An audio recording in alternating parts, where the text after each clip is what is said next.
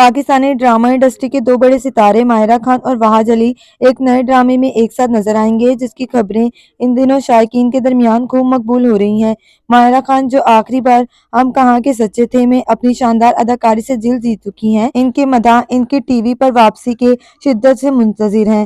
دوسری طرف وحاج علی، جو حال ہی میں سن میرے دل میں اپنے متنازع کردار کے باعث مختلف آراء کا سامنا کر رہی ہیں، اپنی مقبولیت اور شہرت کے باعث انڈسٹری کے سب سے باصلاحیت اداکاروں میں شامل ہوتے ہیں۔ دونوں اداکاروں کی اس منفرد جوڑی کو دیکھنے کے لیے شائقین بے حد پرجوش ہیں۔